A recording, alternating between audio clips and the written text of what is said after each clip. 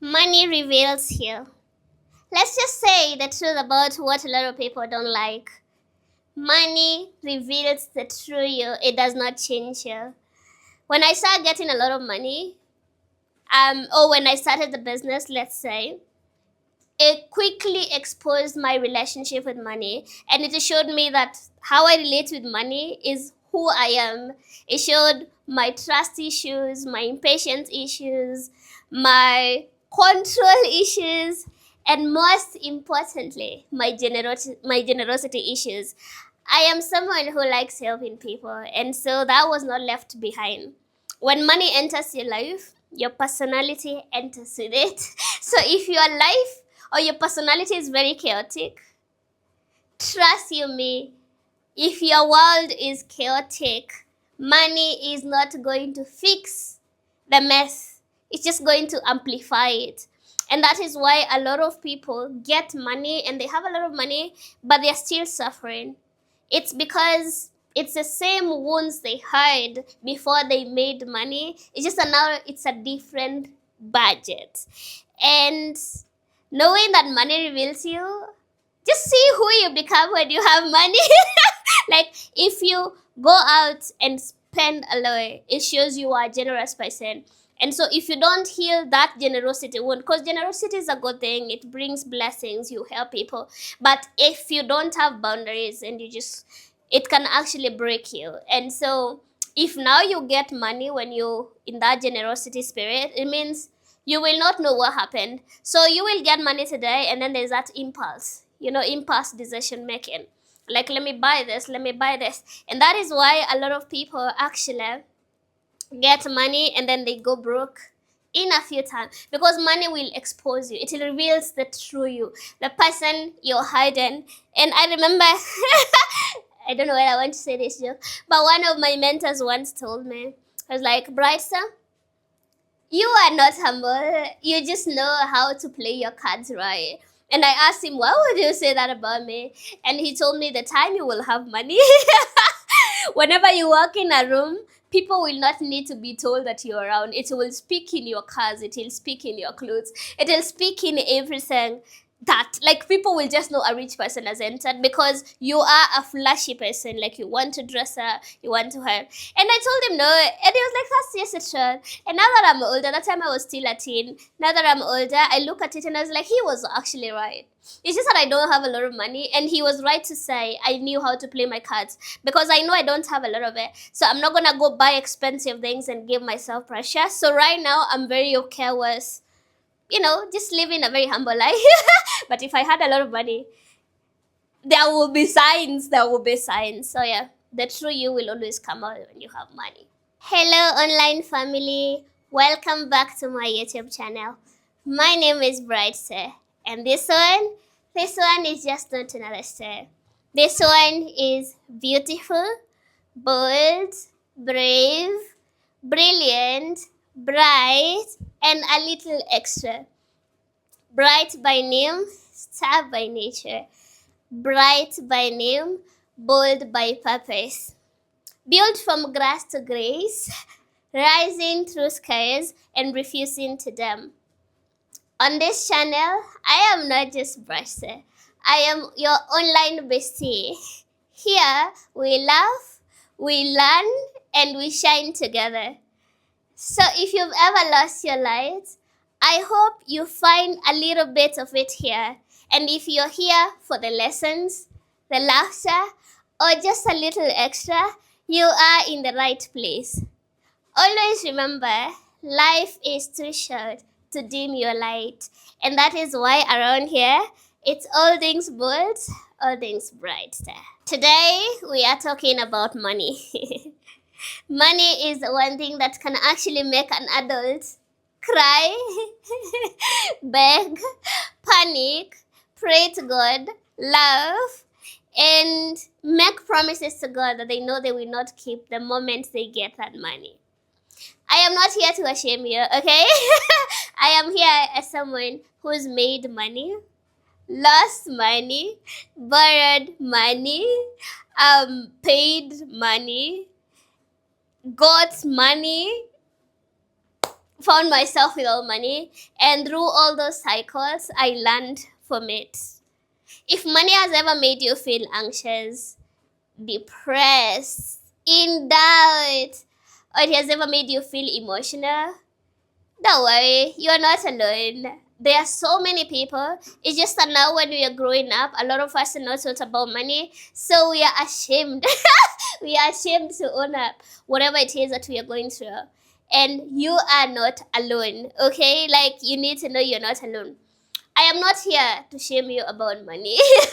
No, no, no, no. I will not do that because I have my own stories. And trust you me, some of them I would not want them to get out of my closet. Like, they are so much, and I'm even embarrassed to own up that these are my stories with money. Like, I have a lot of stories, and so if you find me using a little bit of humor in this video, just know that we need it. Money stress is enough stress already.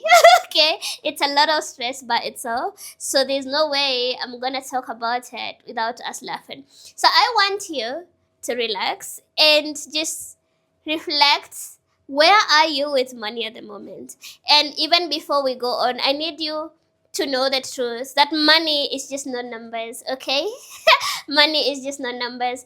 Money is psychological, money is spiritual, money is emotional, money is people, money is habits.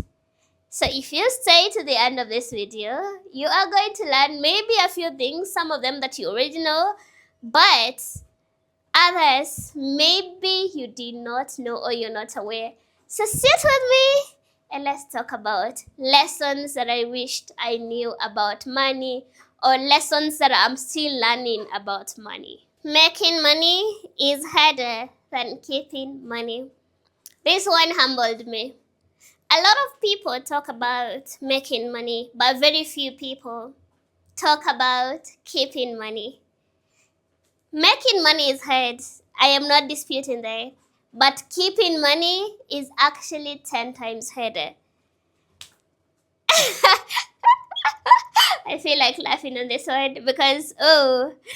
Anyway, now when you have a business, money comes in and money goes. So I had to learn that money comes in first, then money leaves faster.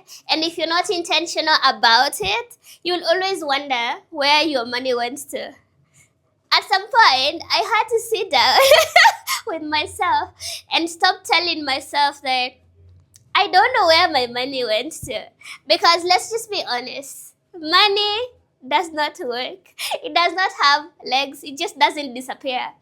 Someone spend it, and spoiler alert, that person is me. Money requires systems, not just vibes. And if you do not have a system, you'll always find yourself, wondering. For instance, now I have a business and it's a fashion business. So money comes in, clients pay deposit, they pay, balances. But then immediately there are needs, there are expenses that are waiting for this money. So there are purchases for fabrics, there are salaries to be paid, there are refunds to be made, there are emergencies, and then there are friends who are calling for emergencies. Like, there's a lot. And if you are not careful, you will end up asking yourself by the end of the month, what was the point? Like, what was the point? Like, I'm making sales, but then when I check my account, there's no money. Like, yeah, so I had to learn that the hard way. Like, making money is easier, but keeping it is harder.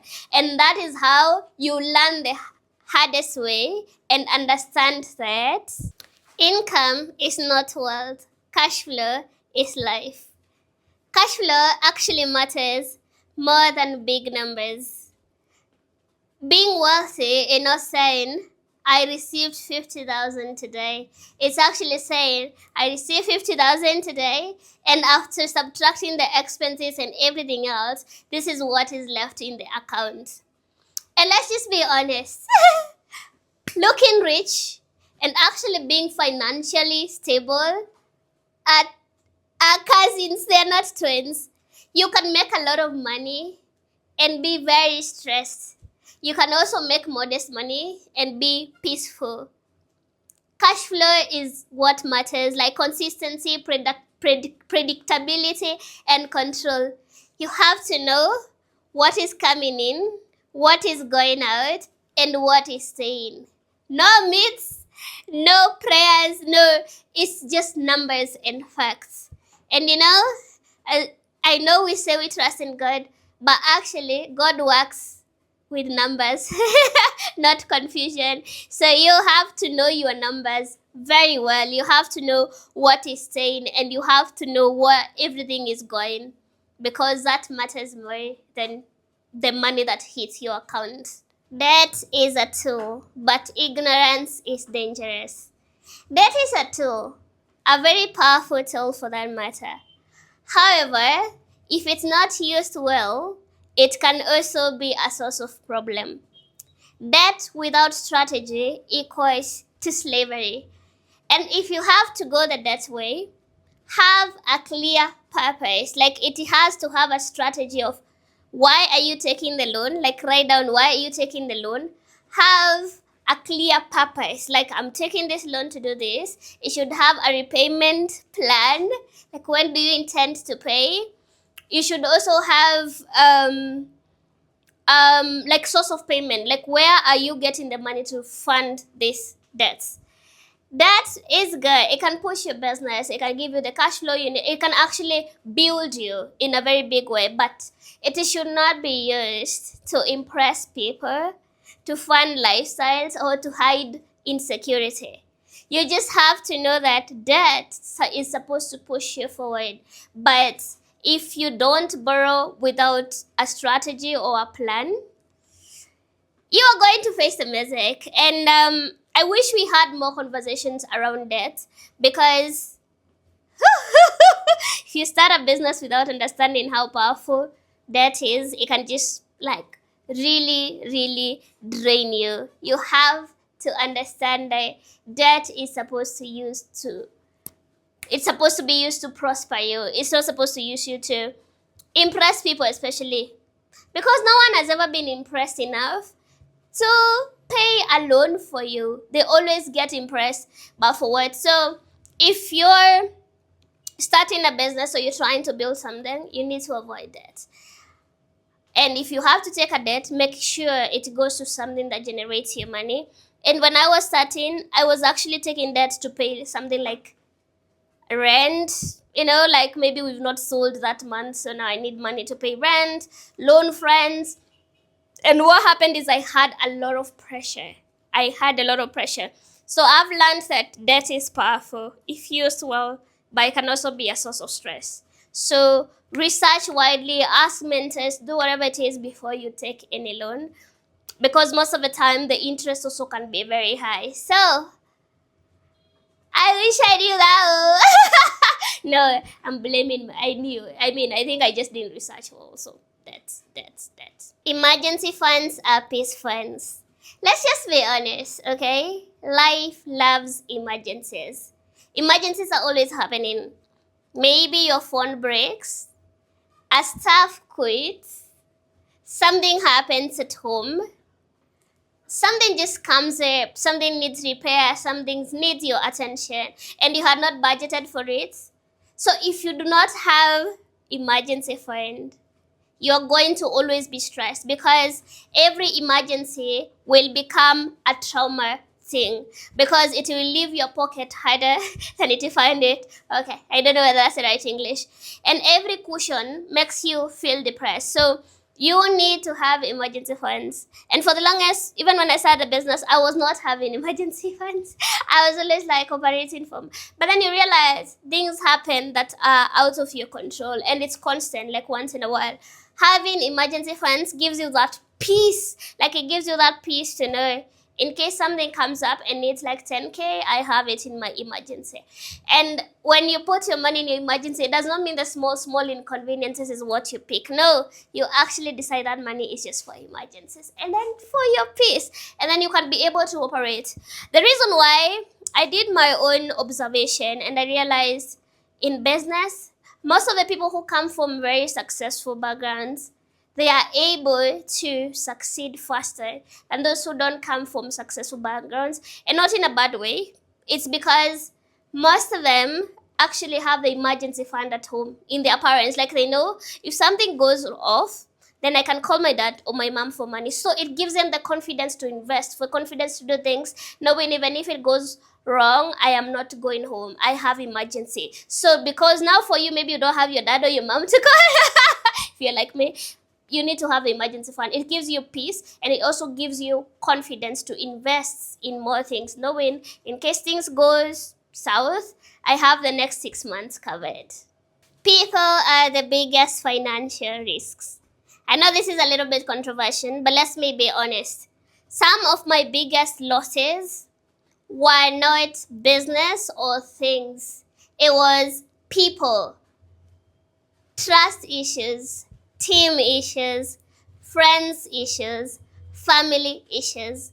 When it comes to people, they can steal your time, they can steal clients, they can steal money, they can sabotage reputation, they can sabotage quality. Dealing with people is actually the most expensive thing when it comes to money. And I have had to learn that the hard way because I'm in fashion. So being in fashion means I'm relying on people to, do the tailoring and, have a team to manage. And honestly, it has been time and money exhausting because you train someone, they are not really what you expected, you have to let them go. So constantly training, and then that person still goes with client numbers.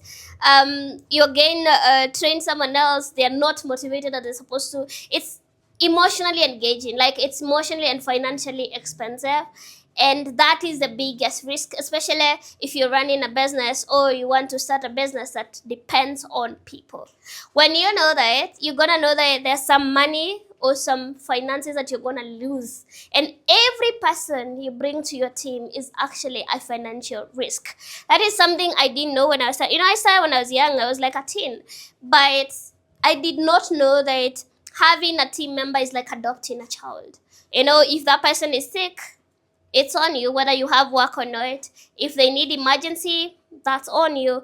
If they quit, that's on you. Like, it's a risk. It's like adopting a baby, really. Like, it's emotionally and financially a risk. And so when I was starting, I was bringing a lot of people on board. A lot of people on board. I was not verifying backgrounds. And that cost me a lot. And it contributed so much to me feeling tired because I did not know that any person I expose myself to is actually a financial risk.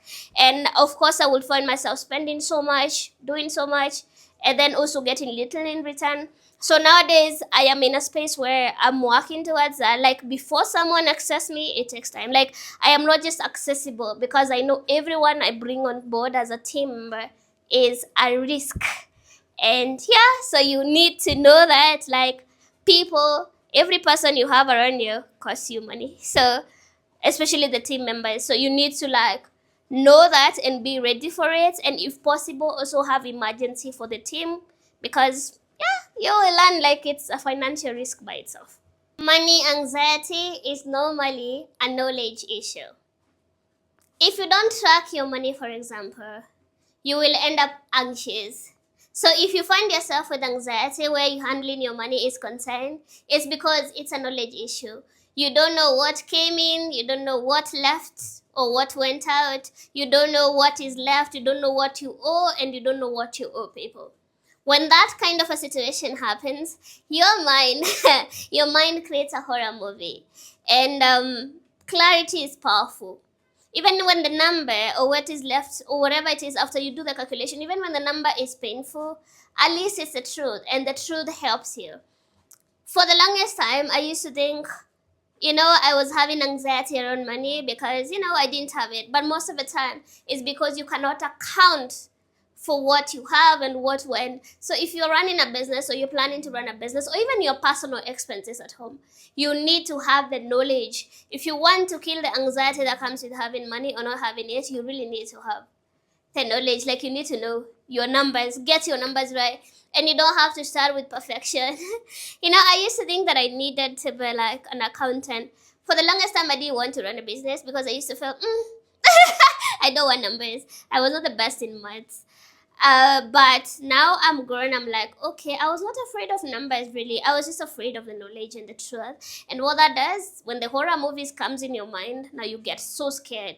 So if you're having anxiety, where handling money is concerned, that's an indicator that you need to talk about money more than you think. A budget is not control, it is direction. Now, people hate budgets as if they are witches, but they are not. A budget is simply telling your money you're going here. It's not a punishment, it's just giving your money direction. And if you have money and then you don't have a budget, or money without direction behaves like a teenager that just got its freedom, it will shock you.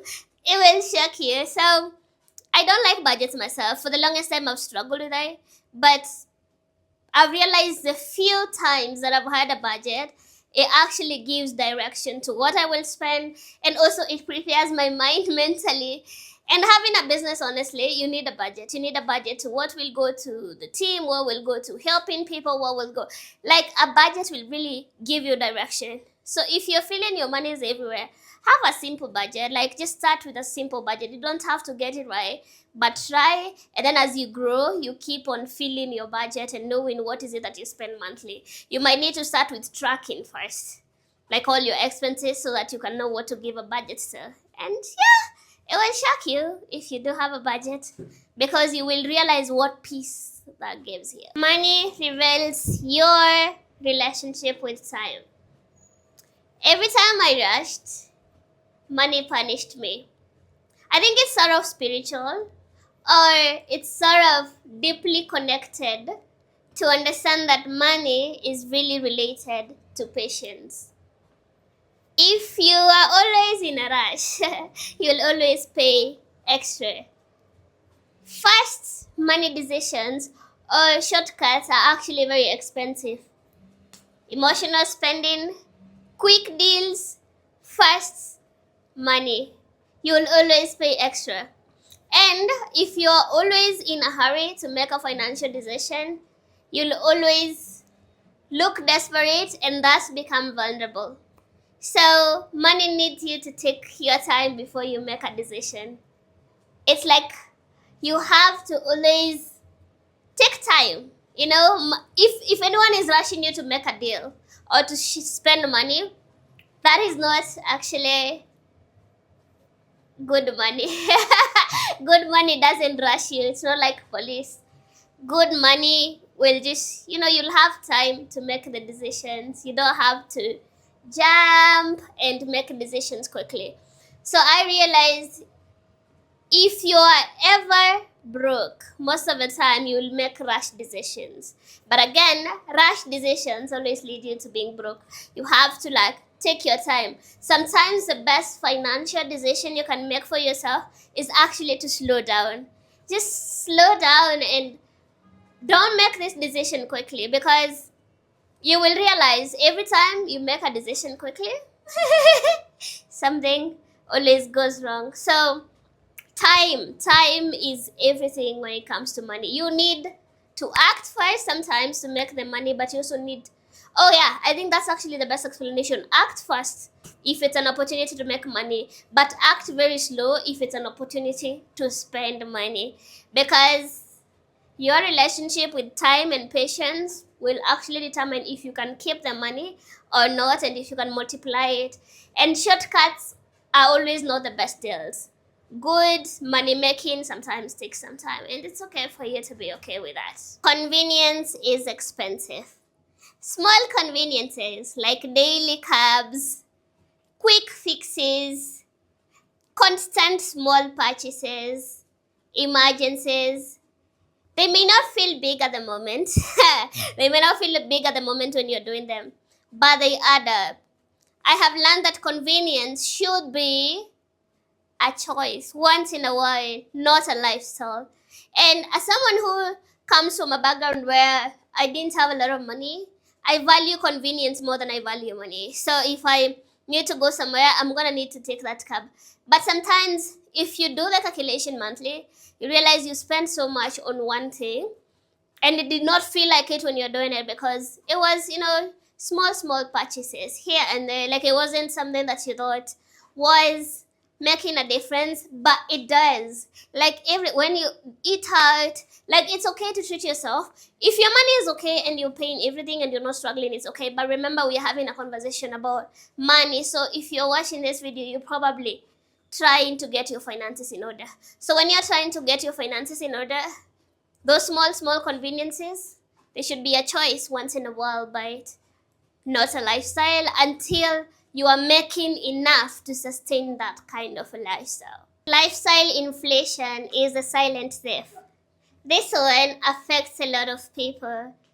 Okay, so here is the situation. You start earning more, then all of a sudden, you need more. You upgrade everything. You start spending more and more without even noticing. And then you stay stressed. Does that ring a bell?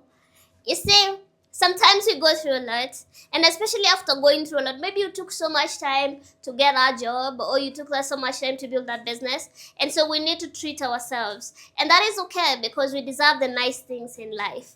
But let me tell you, if every time you're stressed, so every time you're triggered, it becomes, I need this moment, you are going to stay broke and undeservedly stressed. I think this was me when I started the business. Okay, a client would walk in and then give me, maybe they buy 2 suits, and then they give me, the deposit. And because I've not had a client for like a whole week, I run and go buy myself shoes. I love nice shoes. But there are 2 things that really spend my money. Other than, okay, I'm in the clothes business, so that one doesn't count. But 2 things: shoes and perfumes. Oh my goodness. Thank God I use one hand, so I don't like bags, but shoes and perfume. So I would find I've gotten money, and because I've had a very stressful week, I just rush and go buy myself a shoe. And you know what that means? It means now I've not been left with any cash, and I'm constantly stressed and broke because I got money and I spent it on something that I was not supposed to spend it. And then I'm broke now again, and then I'm stressed. And then I would stay until I get more money. Then I rush and go buy something. And I still have that habit though. Like, I still have that habit. So what I've done to myself was like, okay, every time I'm stressed, I want to go shopping. Okay? I'm a very expensive girl. Every time I'm stressed, I want to go shopping. Every time I'm stressed, I want to go do my nails.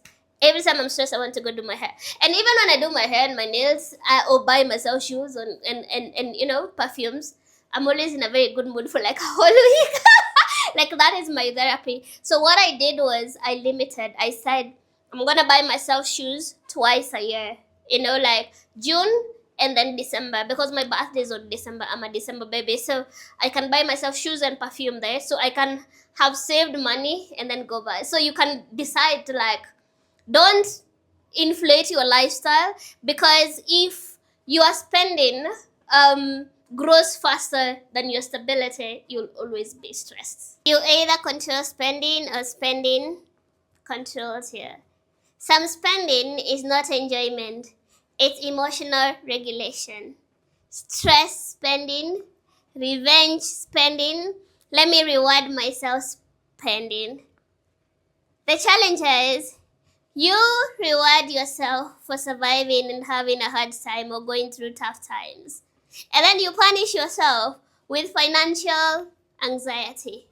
I have learned to always pause and ask myself, am I buying this because I need this, or is it because I feel something? And I did not even realize how powerful that was, because sometimes you're just feeling like the need to spend. You need to reward yourself. You've been through a lot. But can you really afford it? Do you really need it? And for the longest time, as I said, I explained another point where I was saying I did used to spend a lot on shoes. So every time I'm feeling sad, I'm going to buy shoes. But can I really afford that shoe? Do I need that shoe? Or I'm just revenging because life has taken me through a lot. So you realize you will either learn to control your spending, like you learn to control it and you only spend when it's necessary, Or that same spending is going to control you with anxiety and depression and financial stress. So you choose which one you want. And I think the best side to be is the side where you are controlling the spending. Profit is not revenue.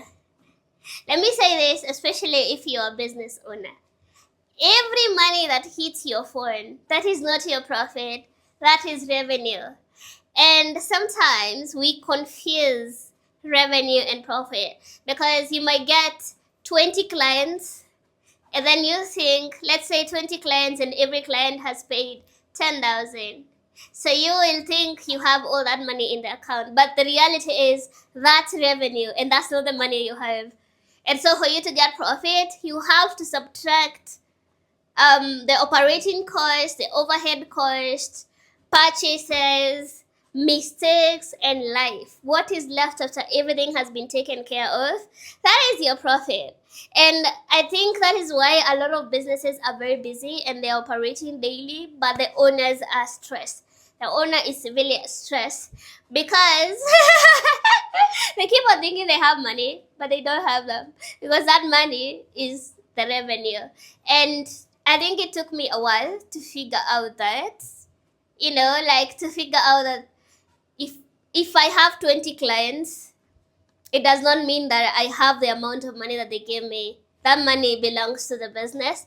And you can still have like 200 clients a day or even 200 clients a month, and you're still struggling because there are leaks or the pricing is wrong, okay? And leaks don't always announce themselves. They whisper, unplanned spending, small expenses, emergencies, just small things. And then you realize, oops, I thought I had money, but I don't. So it's very, very important to understand the money that comes to your account, that money belongs to the business. That's not profit, and that is not the money you have. You still have bills and expenses to pay. Bad business partners are expensive than having no partners at all. Sometimes it's safer being alone than having the wrong company or the wrong people. You can lose money, peace, brands, yes. That is why it's very, very important to decide who you go into a partnership with. Who do you work with? Because if they are the wrong people, they can cost you. Systems will protect you from people's carelessness, and that's why you invest in systems and in structure. I've hired a business partner and I've worked when I did not have a business partner. And when I had a business partner, we used to share everything like the rents, the expenses. And if it's not aligned or maybe you do not want the same things at the same time, oh, you can cry.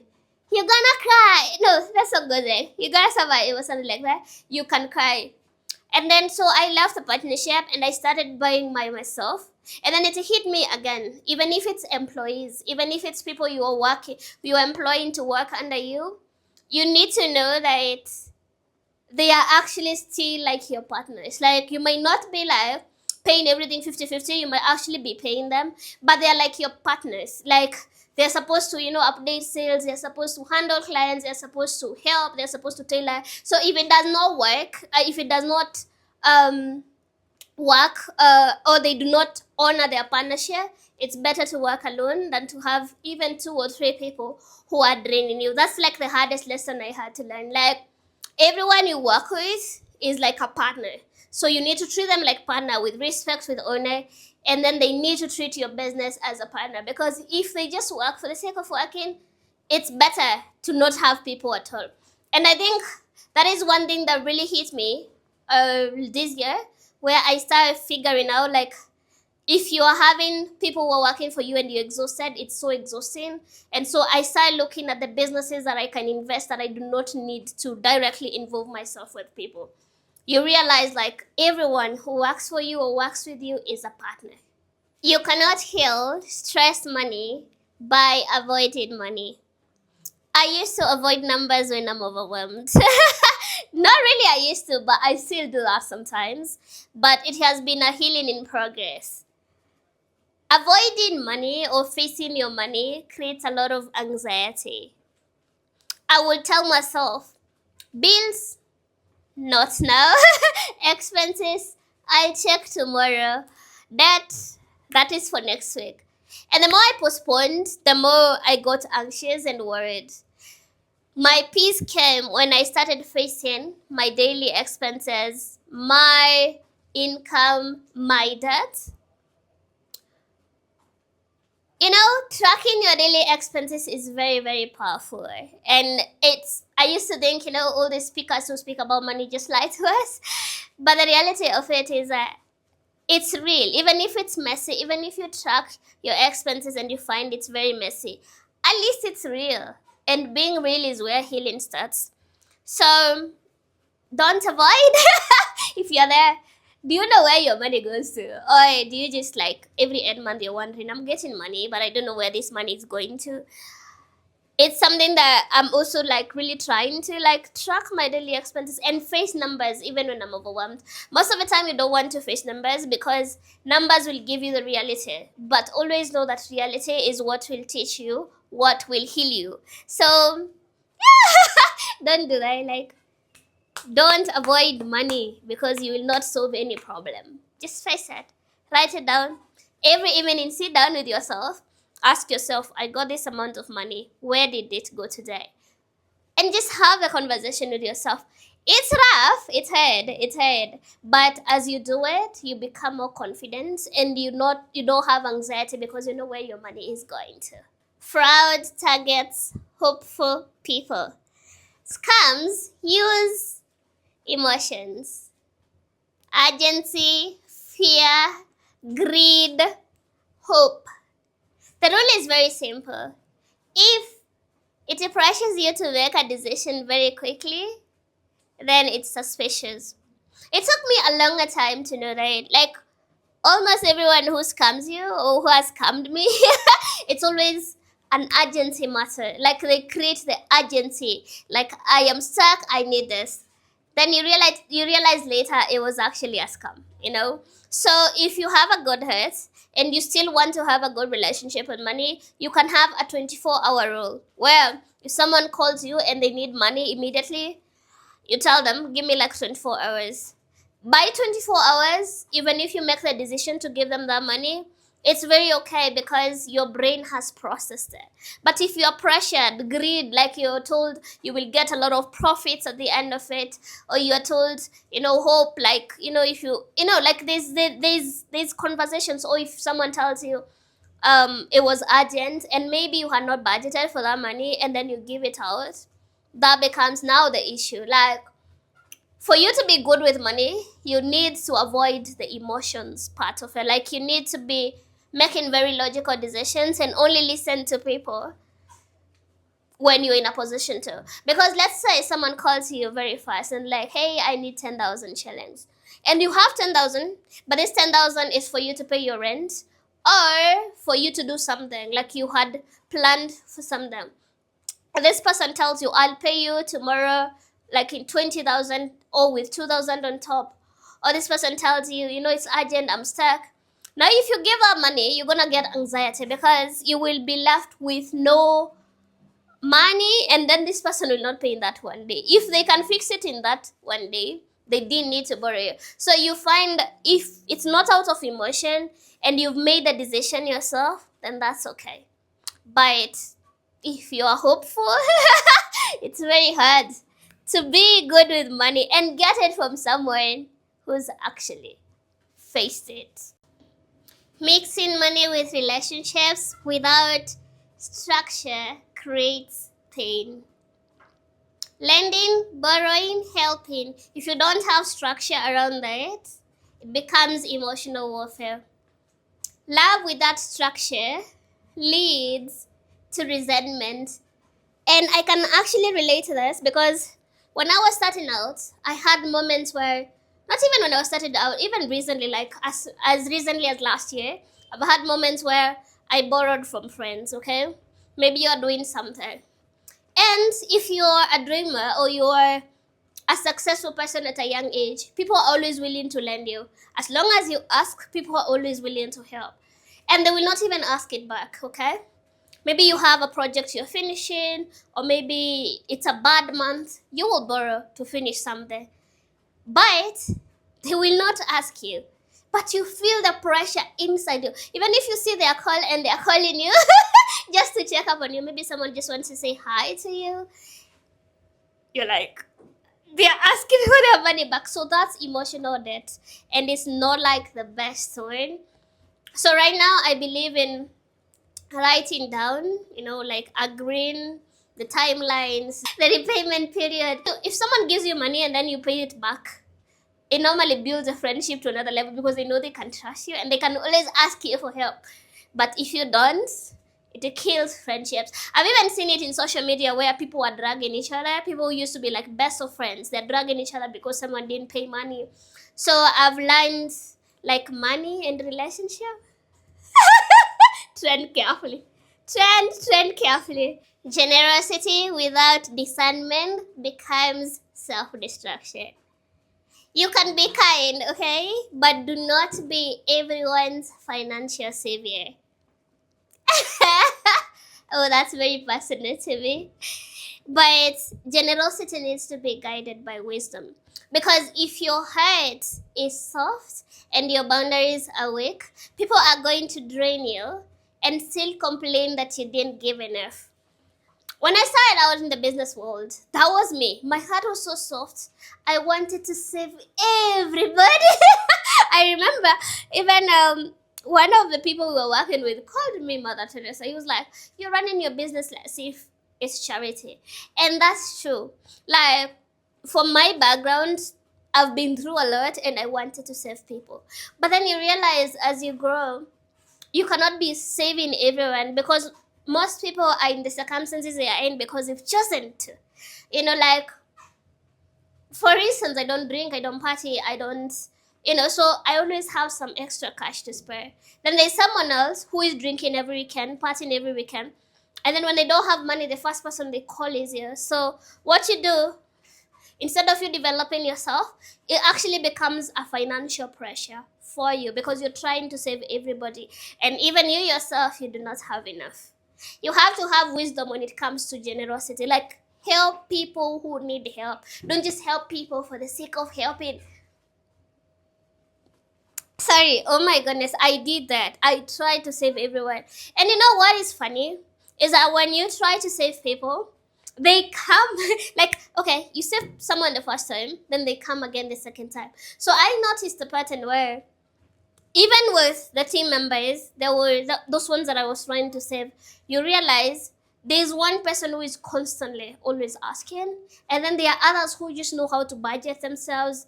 They are not like, so the one who is constantly asking is the one who constantly asks and asks. No matter how much you give, it's never enough.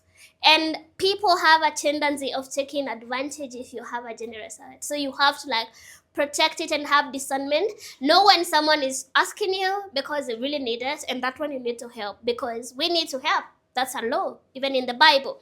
But you need to also know when someone is asking you because, they want to take advantage of you. And I used to have this friend.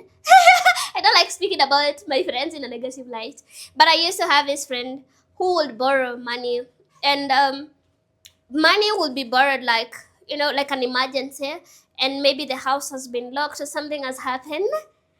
And then the next thing, you've lent the money, okay? The next thing, this person is either in a party or has traveled. So this money you're being borrowed wasn't because they actually had an emergency. It's because they want to live on a luxury. And remember, for you, you're like really trying to like live on a budget.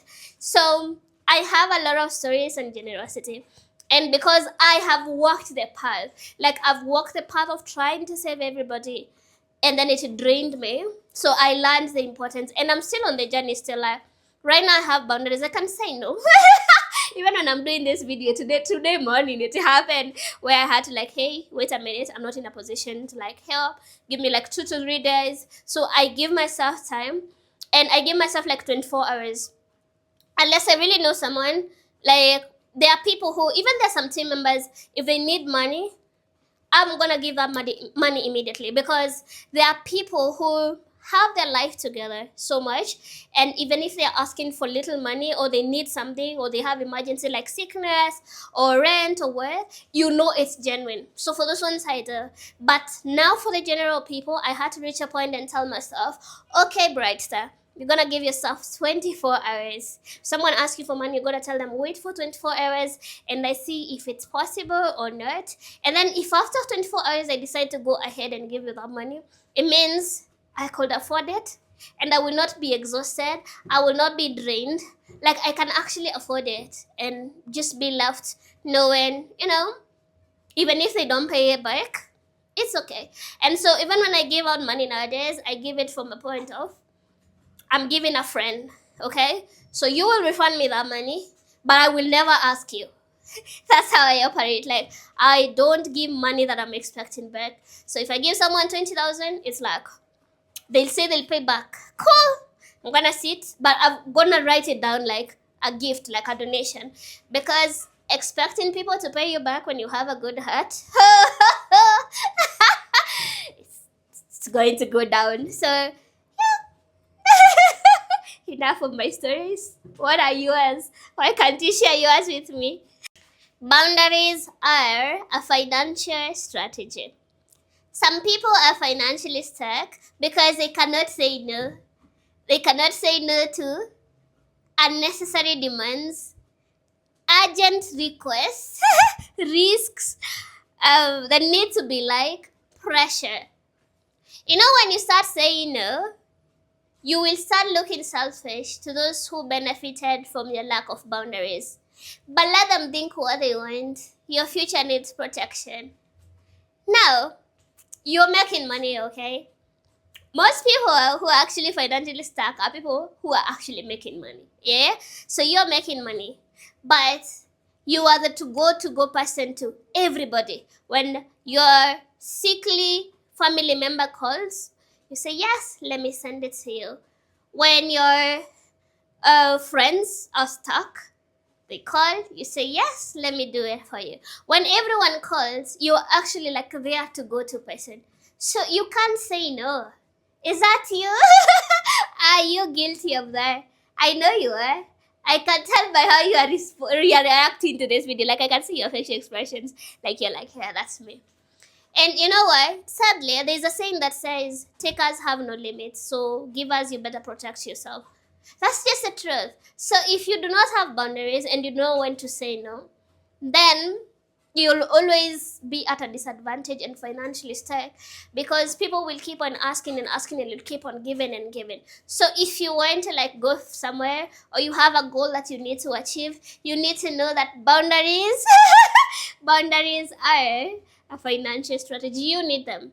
And I think the biggest way of having a boundary is from your salary, or from your money that you earn in from your business, or wherever it is that you're doing, have a given budget. Okay, have a given budget in that, if like let's say you're earning 200,000, 10% of it, you say this, or 20% is what I will give.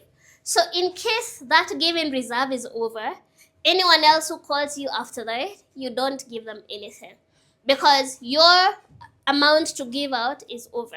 So have a budget for giving, because I think this point is connected to the other point that I'm saying about generosity. So if you don't have boundaries, most of the time you have a kind heart, but we have to know that a kind heart has to be protected, because you need to live. You need to have, you need to provide for yourself. You need to have like just boundaries with people.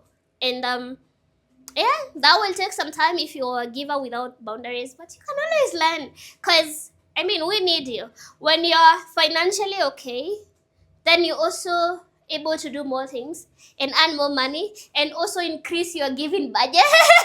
Like you can decide to even go to 10 million, 100 million, so that you can now allocate some of it to giving out to people. So if you want, invest in yourself, and then you'll be able to give out more. But before you invest in yourself, it's very important to have boundaries and know when to say no. And even to your closest people, your friends, your family, you have to. And I think I'm a victim of this. When I started out, When I was in campus, I used to joke. I used to tell people I cannot run a business because I'm a giver. Honestly, I've been a giver and a bad one at that matter. A giver that can actually lead to self-destruction. And when I saw the business, it was a little bit difficult because, whew, tell me why I would just help everyone, like my team, my friends, and people took advantage of it. And so I was making money, but I was constantly broke and constantly trying to survive and constantly anxious because if you do not have money, you're gonna be anxious because you don't know how you'll pay your bills. And now you're not even paying the things that you need, like rent. You're just helping everyone, and then you're left with nothing. That was me. So I'm telling you from a very personal experience, and it's only until August this year where I've started putting boundaries. But I've worked for like 3 years, and I was just helping and helping, and I did not see anything wrong with it until I realized it's a pattern. Because if I'm helping people who need to be helped, that's okay. Like there are people who are like aged, you need to pay for their medicine, hospital bills, kids who need school fees. That's very okay. But I was helping users and people who are just taking advantage of it, and that's where the problem is. So yeah, have boundaries. Don't be like this girl. Don't be a hard worker who just gives out everything and then they're left with nothing for themselves. It's a very toxic cycle. Your business must pay you, not just survive. Most businesses look very busy, but the owner is tired and the owner is broke. But that's not how a business is supposed to be. A business should be able to pay your salary, build reserves, build stability, and reduce chaos. Otherwise, it's not business. It's stress with rebranding. Like you have stress and chaos, but you've branded it to a business. I think we have sometimes a misconception of how a business should be. Like as long as it's busy and busy and busy, we think we are running a business. But it should be able to actually survive and grow. So if it's not growing, just know that you're running chaos, and then you need to sit down, have a strategy, re-strategize, and start again. And I think for the longest time, but now when I look at it, when I'm speaking to you, it actually hits me that my problem was never the business though. Like the business was making money, we were getting clients. I mean, I'm a go-getter, so I was calling a lot of clients and asking them to commit themselves. I was doing a lot. My problem was the boundaries because I was giving out a lot of money. But then looking back, for the longest time, I was not paying myself salary. So, you end up so tired and you're always busy and exhausted and you're broke and tired. So you're also not like a good leader to your business and to your people. So I think if you're running a business, you should have like a year or two. I've seen most of the successful businesses. Sometimes even the owners took 2 to 3 years or 4 years without getting any penny, but it should be able to break even at some point. So you have to know like this business, the target in 5 years, it should be this. And then if it doesn't work out, you probably sit down and see who you can hire in your team to help with the sales, or if you can re-strategize to something else. Like business has to make you profit no matter, and it has to be able to pay you and pay the team and grow stability. So because money, at the end of it, as we said, money, we are talking about money. The money matters. The money that comes in and stays matters. So yeah. Separate business money from personal money. If you don't separate it all, you will always feel broke even when the business is doing okay. You will panic, you will overspend, or you will not even know your true positioning. It's very, very important to separate money that belongs to you and money that belongs to business, because separation gives you clarity and clarity gives you power. It took me how many years? It took me years to do that. I'm still knowing that until now. So this is the thing. You've sold, you have clients, you are busy, you're doing well, but then you've not separated the money. So you see what happens is you will look at the account and see maybe you have 1,000,000 shillings, but this 1,000,000 shillings you've not subtracted purchases, you've not subtracted salaries, you've not subtracted rent, water, electricity bills, all those things. So you feel you have money, and then something needs 100,000, and then it's like, oh, you check it, you pay. But then now when you come and subtract all these things, you've overspent because you did not have that 100,000 to spend. That was business money. But if you separate, even if your money is like 20,000 shillings, like you pay yourself a salary of 20,000 shillings, even 30,000 shillings, or whatever amount you decide to pay yourself, depending on your turnover is, if you separate and something goes like 5,000, you'd be able to pay it so easily from your personal money, and you will not feel broke because you know I have 40,000 to spend, and that's my salary. So you can also budget yourself. I have seen that with some of my friends, like when they have a business, they go to a very expensive house, very expensive home, because you know they have a business. But then that's business money, so they pay their rent first, and then they're always broke because you pay the rent with all the profits that the business made, and you did not know that the business made only like 100,000 shillings, and that is your rent. So it's very, very important to separate the two, and just know, like, okay, you know, this is my money. And if you have a salary, then you can budget yourself from that salary. Like, you can be running a $1 million company, but then your salary is little because the expenses are also high. So you gotta live, you not carry yourself as $1 million person to live in $1 million home. Your business premises are the ones that are supposed to be in $1 million space, but you yourself, you need to like live within your budget. And you cannot live within your budget unless you separate those two and know which one is for you and which one is for the business. And yeah, so separate them now. Like today, ASAP. You might separate them and realize you don't have anything for yourself, or the business is broke. So sit down, do the maths, and see where you stand. I deserve it can destroy you. It's okay for you to want something, okay? It's okay for you to treat yourself once in a while, but don't treat spending as therapy.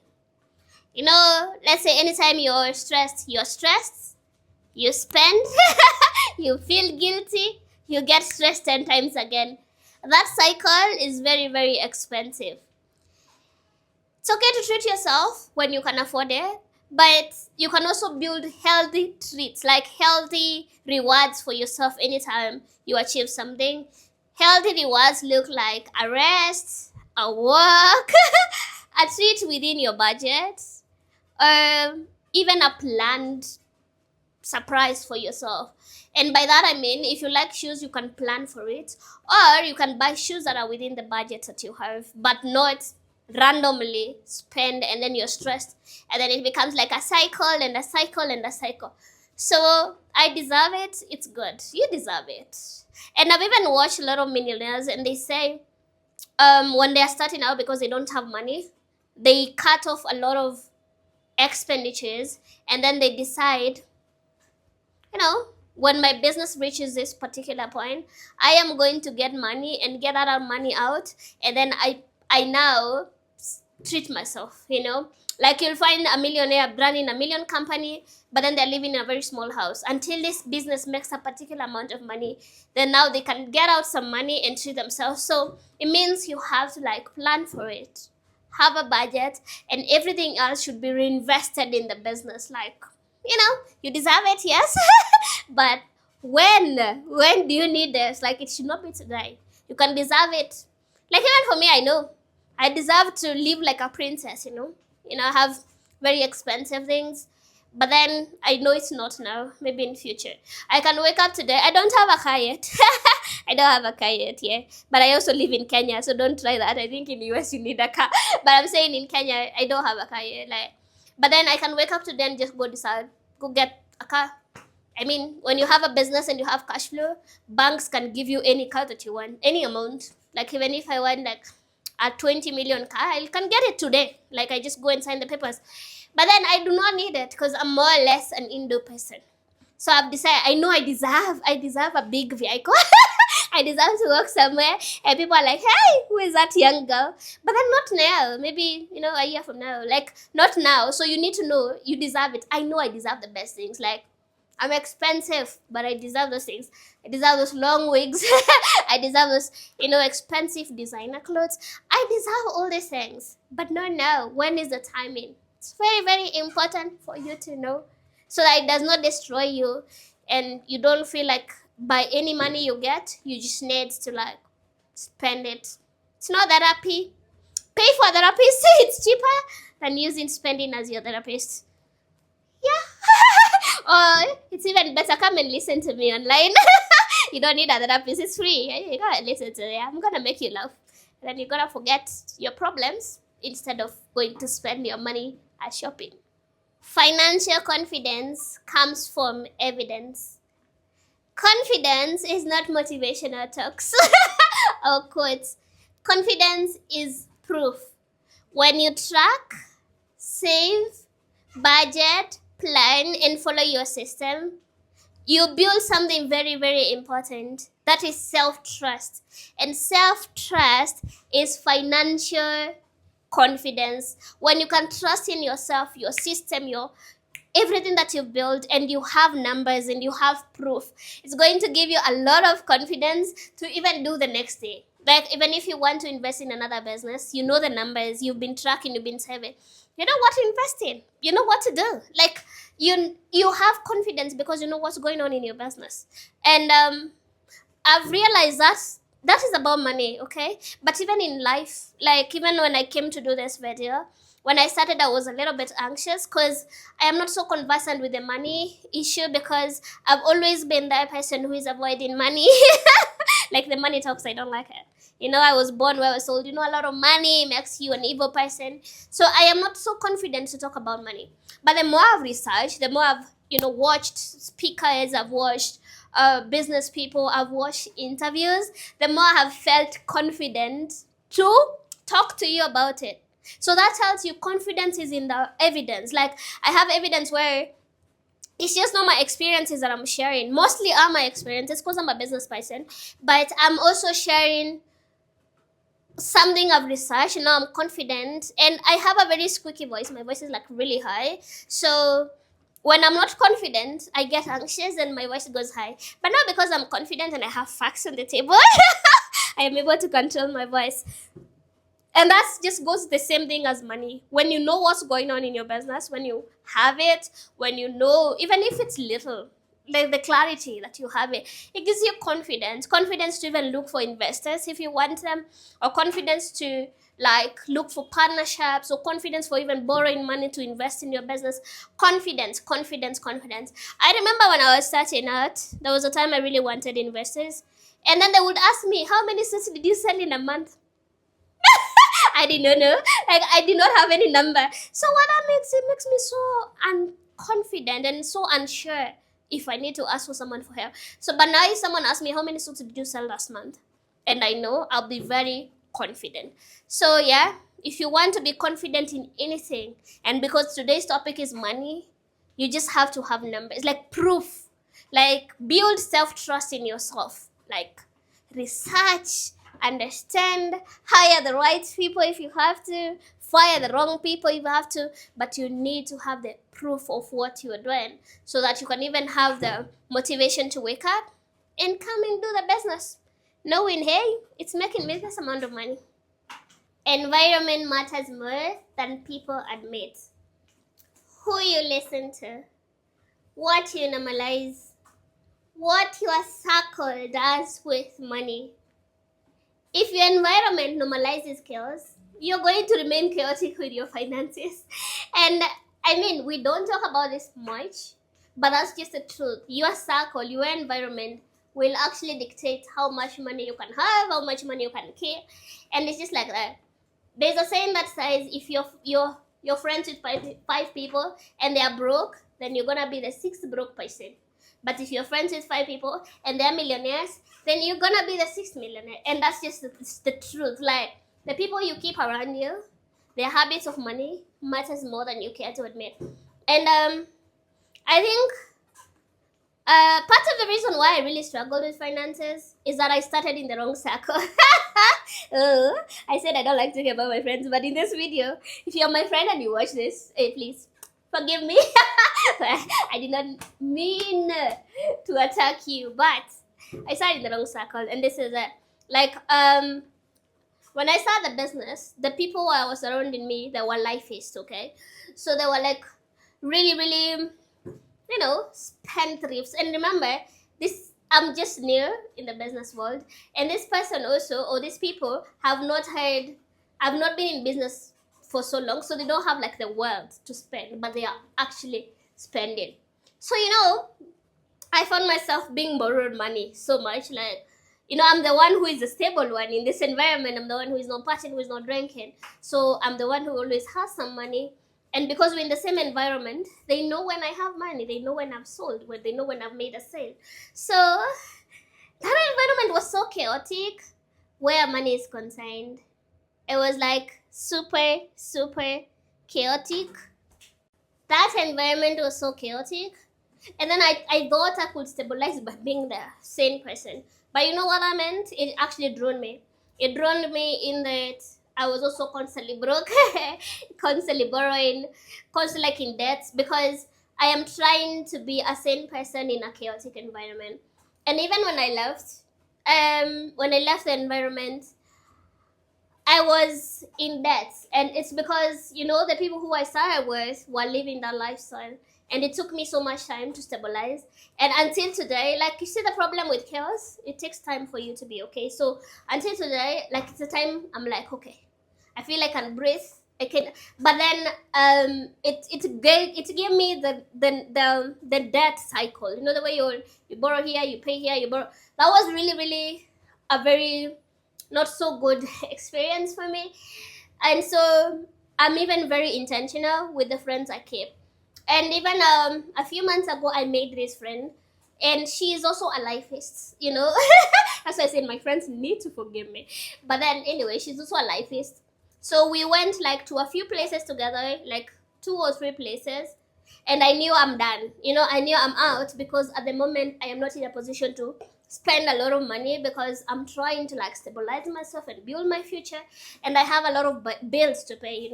For the team, for my grandparents, for a lot of people I support in the village.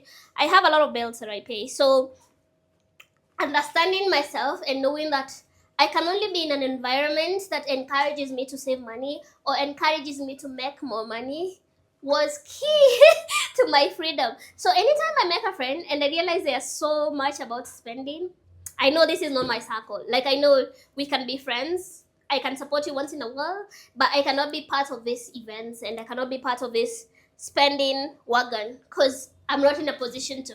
If I do, I am going to go back to the debts. And it's better to have one debt from one friend that you're trying to finance than actually have debts from everywhere because you're trying to keep up a lifestyle. So I am like in that position where even my friends, I want people who are focused about money, people who don't mind like working long hours, people who are trying to figure out something for themselves, so that we can now walk that journey. Because if someone is like really really focused and in their searching era for something meaningful, then we can actually be friends. But if someone is in the lifestyle thing, they're gonna drag me. But one day one day I'm gonna be a spendthrift as well, because at that point I'll have made enough money for me to be able to afford a lifestyle of where I'm just traveling everywhere, I'm just doing everything. Yeah, so before that, the circle I choose is very important. What are they doing with money? And that's the same thing to you. Your circle matters, your environment matters. And if your environment is not doing you justice, you know what? Baby girl or baby boy? Okay, if you are 50, assume you are baby boy for today, or baby girl if you're 50. So anyway, you know what? You're always free to choose. And remember, money doesn't like someone who wants to be liked. Like, you need to make decisions for yourself.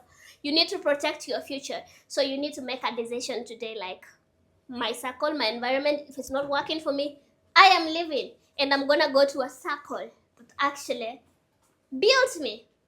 And I think no wonder I'm in a position right now. I'm in a position where I want to like start interviewing millionaires. And you know why I want to do that? Like, the reason why I want to start interviewing millionaires, I'm scared.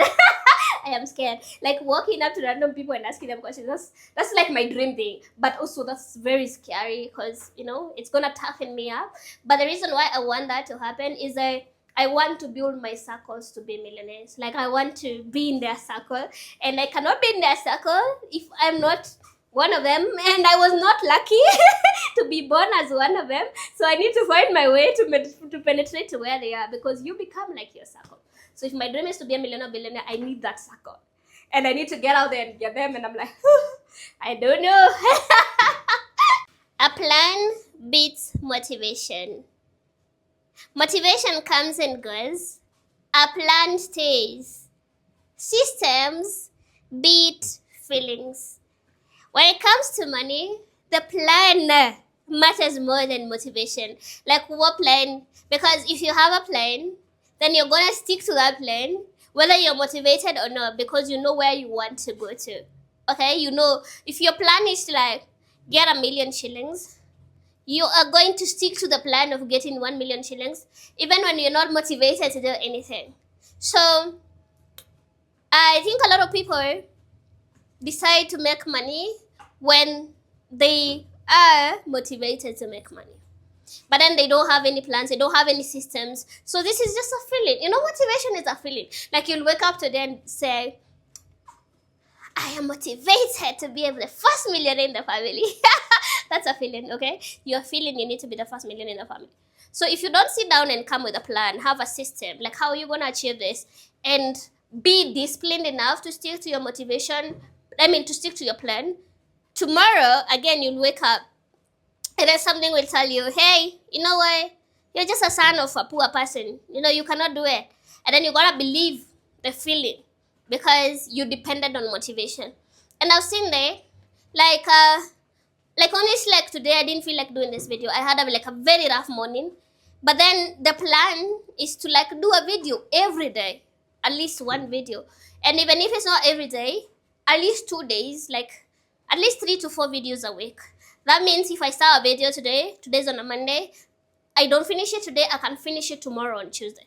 So if I followed how I felt, the plan would have failed. And this is like the second video. So the plan would have actually failed of me doing that. So a plan always beats the motivation. So if you're motivated, fine. Write down your plan and stick to that plan. And you see, money, you can get a lot of it once, you can lose it. So if your goal is to be wealthy or rich or successful, then the plan will help you on days that you lose it. Because, you know, you've seen people who are wealthy, an incident happens, like COVID happened, the crash that happened, I think in 2008. So you can find yourself losing everything. So if you have the plan, you can always go back, revise the plan, and then start looking for money again. So you're gonna need more than feelings and motivation. You're gonna need systems. I even watched one of my favorite motivational speakers in YouTube. He is a millionaire. I don't know if he's a billionaire or he's a millionaire, but he was being interviewed in a channel about millionaires, and he was asked, have you ever been broke? He said yes. He lost money once and he lost it twice. So what they've done now, they've put a system in place to ensure that never happens again.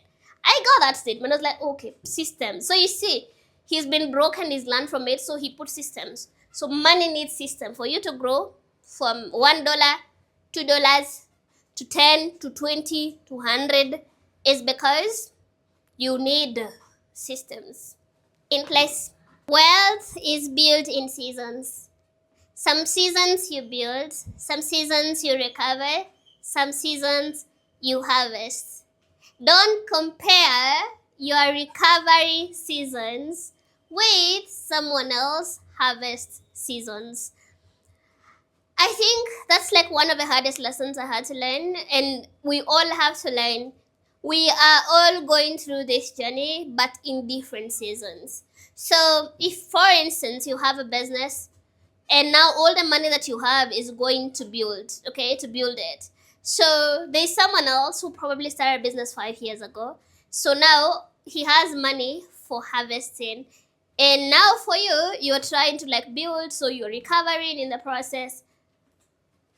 Then if you compare yourself, you see this person has launched a Mercedes, or this person has built, a luxury thing, or has traveled. And then you compare yourself, you're going to be so frustrated, not knowing that the season you are in is totally different from the season this person is. So if you want, like, keep money, grow money, build wealth, because, Once you keep a lot of money, you grow rich and then you grow wealthy. So if you want to do that, just know, like, some seasons are different for everybody, and it's okay for you to be in the recovery season, and it's okay for your growth to be slow, as long as it's stable. Like, stability is what matters. You need to have like the right structure deep down there, and then you can grow slowly. So it's okay for you to recover, build, and then one day you're going to harvest. And if you harvest faster than you're supposed to, you're gonna stick in recovery season. So very, very important to understand. Do you want to build wealth? That should be the question. Do you want to build wealth, or do you want to pretend you're wealthy? Because I think when it comes to the era of social media, a lot of people are living as if they're wealthy. They're faking it. And then there are those who are building wealth. So if you want to build wealth, be okay with different seasons. Be okay with building, be okay with working hard, be okay with recovering when things go south, be okay with harvesting when things go well. So all these seasons, they're part of you building your money and creating wealth. If you don't want to build wealth and you want to always fake it as if you're wealthy, that's well and good as well. But I wish you all the best, because that doesn't survive. It doesn't age well. So you should strive and focus to build wealth. Peace is the real goal. Money is not the final prize. I know this is very controversial, but money is not the final prize. Peace is. Because what is the sense of having a lot of money if you're always anxious? What is the point? What was the reason? So I tend to think like real wealth is calm, options, time, freedom. You have like flexibility. Like, I feel like real wealth should give you all those things: dignity, respect, wealth, a name, you know, should give all that. Because peace, if your money cannot buy you peace, or your wealth cannot buy you peace, then why do you have it? So I feel like peace is a final goal, and this is a personal opinion though. I'm not forcing it on you. I feel like if you want to have money and a lot of money, peace should be at the end of it. Like, it should be the thing that you like. I want to be able to afford wherever I can, and now live a peaceful life, have time with my family. Because when you're building this money, you're gonna miss your kids, sports. You're gonna miss like a lot of things, like with family. Most of the time, you have to sacrifice time with your friends, with your family. So now the final goal, when you already have all these things, should not be able to afford the things that you sacrificed when you were starting. I think that's really, yeah. So peace, I mean, give me money, but also give me peace. And I know when you're building the money, there will be no peace. Like, chaos happens. You'll be sued, maybe. Your businesses can, mess people up. You have court orders. You have all those things. There's no, but then the final wealth part is you being peace and being able to do whatever you want. Play golf. Okay. I don't know what's up with me. Play golf. Okay, forgive me for that. Play golf. You'll be able to do the things that you always wanted to do, because now you will have systems in place, money in place, and then your systems can actually work for you, and then now you can focus on now the things that matter to you, and you have peace, and you can sleep well at night, and you're not anxious. We have come to the end of today's video. Thank you so much, online family, for staying until this far. I appreciate you, and I am grateful. And always remember, if you've made money mistakes, you're not stupid. You are learning. If you've lost money, you are not cursed. You are intuition process. And if you are rebuilding, you are not behind. You are becoming. Shine, shine, besties. See you in the next video.